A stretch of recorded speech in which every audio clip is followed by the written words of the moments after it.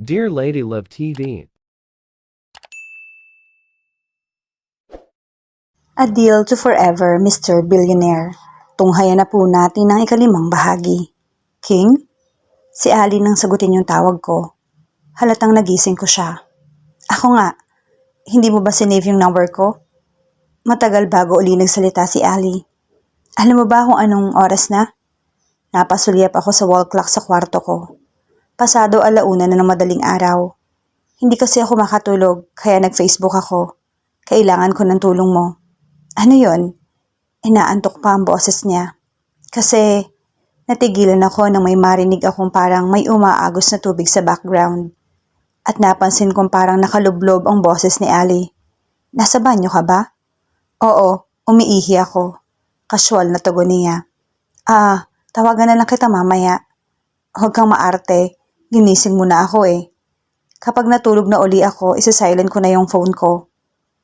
Isinantabi ko na lamang ang pagkailang ko. Na-imagine ko siyang nakaupo sa inodoro habang kausap ko. Yak, kasi may friend request ako galing kay Lara. Ina-add niya ako ulit sa Facebook. Naghintay ako ng isasagot ni Ali, pero tahimik ang kabilang linya. Hoy, Ali, sigaw ko sa phone. Baka makatulog ka na dyan sa banyo. Nakarinig ako ng pag-flash ng inodoro. Yun lang ba ang tinawag mo sa akin? Tila nababagot na sagot nito. Napabuntong hininga ako. Anong gagawin ko? Hala siya oh.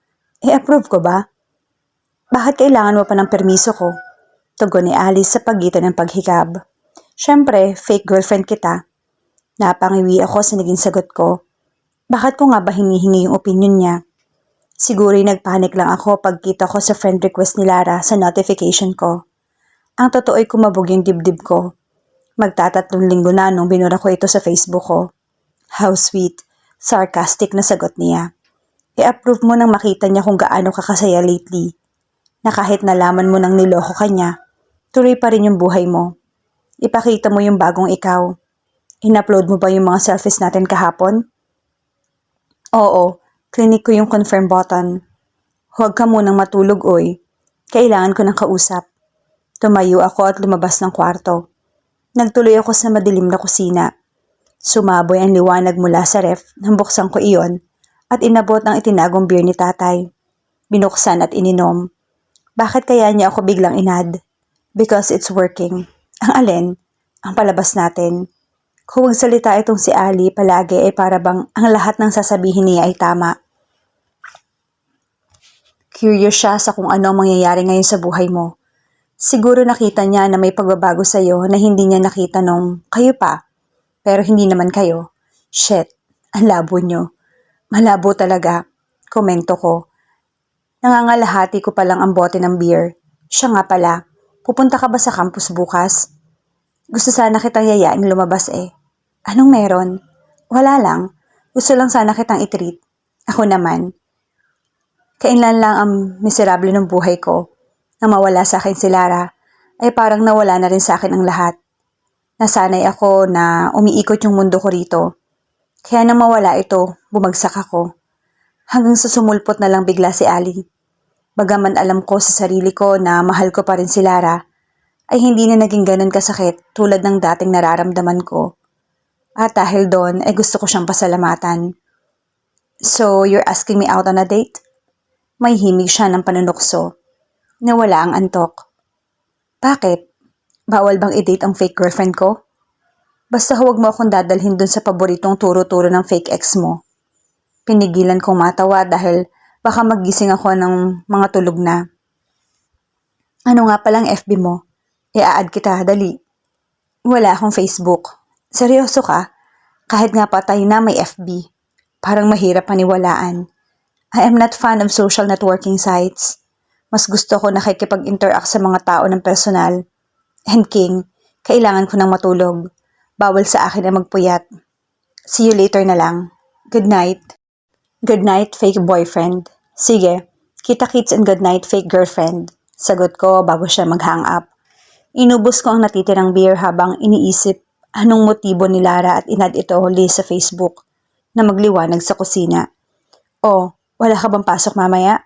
Bungad sa akin ni tatay na lumabas mula sa kwarto. Halos hindi pa nito maidilat ang mga mata at kagigising lang. Nagpapaantok lang, tay. Pinakailaman ko pala tong beer nyo. Sinundan ko ito ng tingin hanggang sa lababo. Umabot ito ng baso at kumuha ng tubig sa water dispenser. Lumapit ito sa akin at marahang pinisil ako sa balikat. Daijoubu ka? Genki. Sagot ko na sinabayan ng malalim na buntong hininga. Tapos nilingon ko si tatay. Pwede ba akong magpadagdag ng allowance ko mamaya? Bisyo o babae? Babae. Luma o bago? Bago. Mahaba ang iting gumuhit sa mukha ng tatay ko. Anak ka nga ng tatay mo. Brad, kailangan ko ng sumibat. Tumayo si Jay sa tabi ko. Alam mo naman yung nanay ko. Malate lang ako ng uwi, tatawagan na lahat ng kaibigan ko. Sabihin mo riyan sa nanay mo na hindi ka na bata. Nakakabuntis ka na kamo. Napasulyap ako sa relo ko. 6:00 na pero wala pa rin si Ali. Hindi siya sumasagot sa mga text ko. Kanina pa tapos ang klase ko at kanina pa ako nag-aabang sa waiting shed.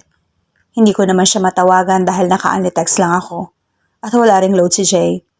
Yun nga ay kinatatakot ng nanay ko. Makabuntis ako. Mambakla ka para hindi ka kamo makabuntis. Huwag na Brad, kung hindi lang din ikaw. Tinapik ako nito sa balikat bago umalis. Ulul, sigaw ko rito at natawa. Kanino ko pa gustong umalis sa campus dahil hindi ko matagalan ang environment. Hindi ko alam na school fair ng araw na yon. College week kasi ninalara nun nang pakasalan ko ito sa marriage booth. Inabot ko ang cellphone ko at tinext si Ali kung saan niya ako makikita sa campus. Hi King, nagangat ako ng tingin sa huminto sa tapat ko. Naramdaman kong kumabog yung dibdib ko nang bumungad sa akin si Lara. Napatingin muna ako sa paligid ko kung may kasama ito. Oh! Napatayo ako. Mag-isa lang ito. Ninitian nito ako at nanghina ako. Pwede ba kitang makausap? Alam kong galit ka sa akin at naiintindihan ko naman. Ayaw kumalma ng puso ko. Ito ang pangalawang pagkakataon na nagkausap kami simula nang basta din niya ako at i-unfriend ko ito sa Facebook. Hindi ko inaasahan na ito ang unang mag-a-approach sa akin. Hindi ako makapaniwalang nakatayo ito sa harap ko ngayon. Ang babaeng minahal ko ng sobra-sobra. Kapag ganitong kaharap ko siya ay napapatanong ako sa sarili. Bumibilis din kaya ang pintig ng puso niya? Kagaya ng mabilis na pintig ng puso ko? Alam mo Lara, simula ko, nakatingin lang ako sa mga mata nito. Hinahanap ang dating tingin na kilala ko. Hindi naman ako nagalit sa'yo kahit kailan. Nagalit ako sa ginawa mo pero hindi sa'yo. Nagyuko ng ulo si Lara. Hindi ko naman sinasadyang saktan ka. King, sana maniwala ka. Huwag ka mag-alala. Hindi naman ganun kasakit. Siyempre katarantaduhan yon. Okay na ako. Malayo sa bituka. O ano nga pala yon? Nakita ko ang pagkasurpresa sa mukha nito sa naging sagot ko. May ilang sandali bago ito nagsalita. Kasi nalaman ko yung ginawa ni Migs at mga friends niya. Ako na ang humihingi ng sorry King. Dahil doon nag-away kami at hindi pa kami nag-uusap hanggang ngayon. Natigilan ito nang biglang may humalik sa pisngi ko. Sorry babe, I'm late. Si Ali. Hindi ko pinahalata ang pagkabigla ko sa ginawang paghalik ni Ali. Pinaikot ko yung braso ko sa bewang niya at hinila palapit sa akin at ginantihan ko siya ng halik sa dulo ng mga labi niya. May nalasahan akong cherry sa dulo ng mga labi ko. Pero gusto kong i-congratulate si Ali dahil alam kong hindi niya inaasahan yung gagawin ko. Pero hindi siya nagpakita ng pagkabigla. Babe, si Lara nga pala. Napansin ko lang bahagyang napaatras si Lara. Oh, of course, I know her. Magiliw na sabi ni Ali. Abot tenga ang ngiti. But we weren't really properly introduced. Muntik na ako masamid sa pang-i-English ni Ali na may accent na pang-sosyal. Hi. Si Lara na biglang nailang. Lara, si Ali nga pala. King's girlfriend. Dugtong agad ni Ali sa tono na parang pag-aari niya ako. Inilahad niya ang kamay kay Lara na nakipagkamay naman sa kanya. Hindi ko alam kung tipid o pilit ang ngiting iginanti ni Lara. King, I have to go. Next time na lang siguro. And nice meeting you, Ali. Anito bago umalis. Bumalik ako sa pagkakaupo at naupong katabi ko si Ali. Inihiga niya ang ulo sa ibabaw ng balikat ko habang tinatanaw niya sa malayo si Lara. Ramdam ko sa gilid ng mukha ko ang malambot at mabangong buhok niya.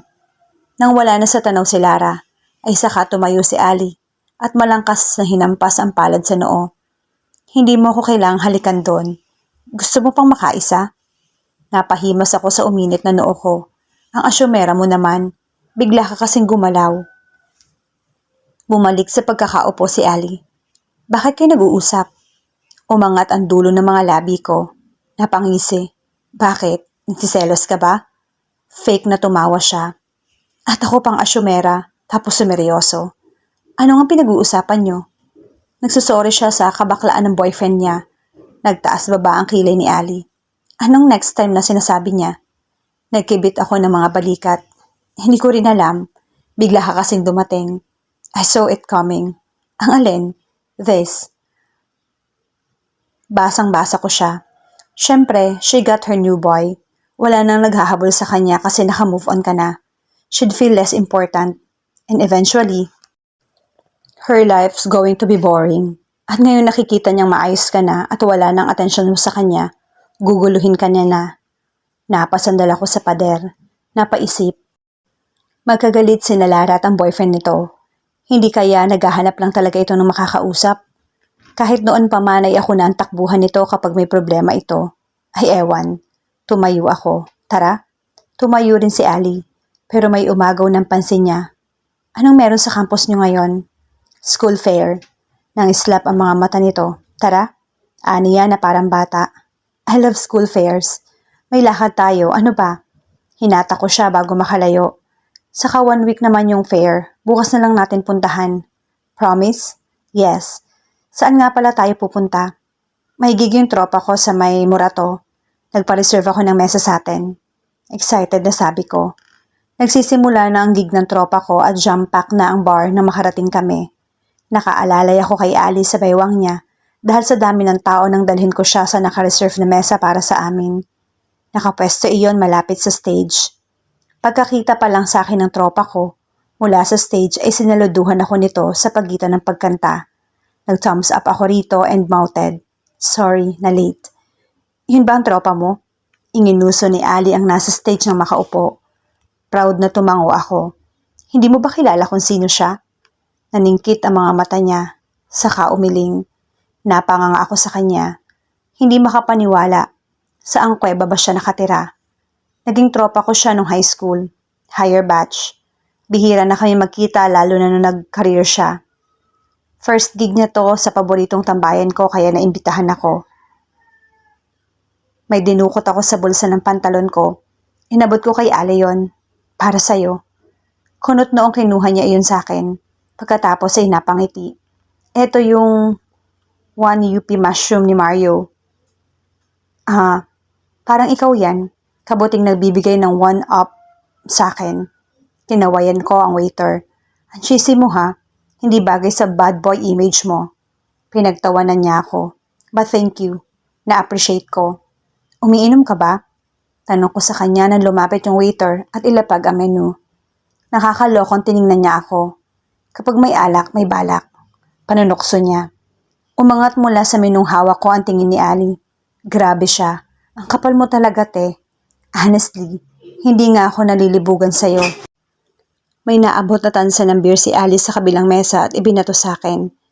Nasalag ko iyon ng menu na hawak ko. Sumimangot siya. Respeto naman. Babae po ako. Bigla ako napatayo at niyakap siya mula sa likuran. Sorry na. Ikaw ang nagsimula. Nagilty ako sa sinabi ko. Che, hinampas niya ako sa balikat. Hindi raw nalilibugan pero pumaparaan ka riyan. Naiiling na bumalik ako sa upuan ko. O ano nga? Umiinom ka ba?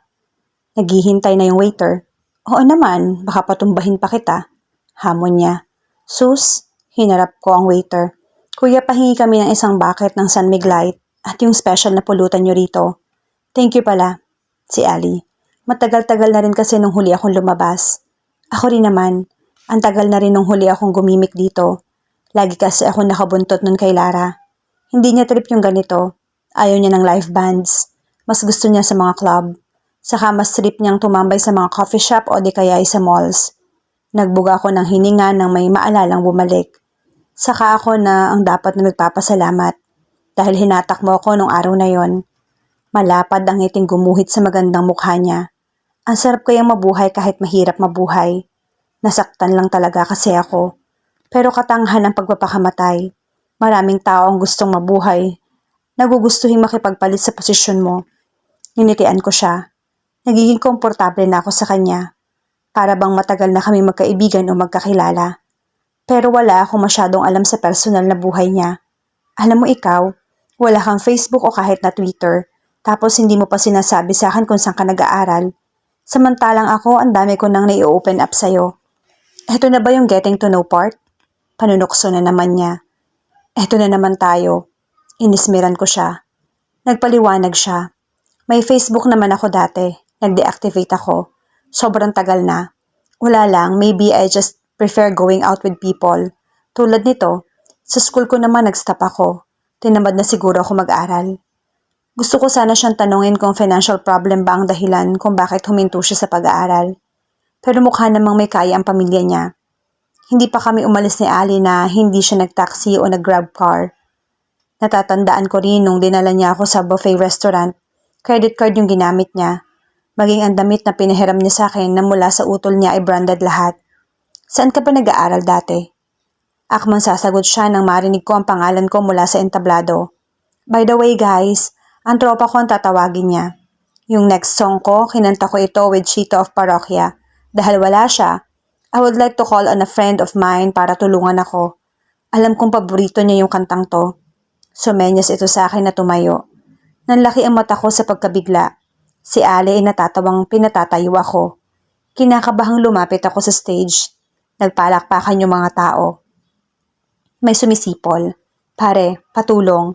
Sinalubong ko ng fist bomb ang tropa ko pagkaakyat ko ng stage.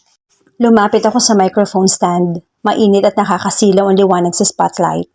Naramdaman kong nagsulputan ng mga pawis sa noo ko. Malakas na napabuga ako ng hininga na narinig sa mikropono. High school pa nung huli akong kumanta sa stage. May banda ako noon at dalawa kaming vocalist. Binunang classmate ko na si James, na siyang lead vocalist. Kaya James, yung pangalan ng band namin. Kinakabahan na ako na magsimulang tumugtog yung banda. Kakantahin ko ang part ni Chito. Pero nang marinig kong isinisigaw ni Ali ang pangalan ko, at nagtama ang tingin namin, doon bahagyang nawala ang daga sa dibdib ko. Kinindatan at nginitian ko siya sa gitna ng kaba ko. Hindi ko alam kung bakit nung sandaling iyon, sa dinadami-dami ng tao sa bar sa harap ko, ay si Ali lamang yung nakikita ko. Tinapik ako ng tropa ko sa braso, bilang senyales. Hindi na aalis ang tingin ko kay Ali na magsimula akong kumanta. Kapag nariyan ka, bumabagal ang ikot ng mundo. Hindi kita dapat ginusto, pero natutukso.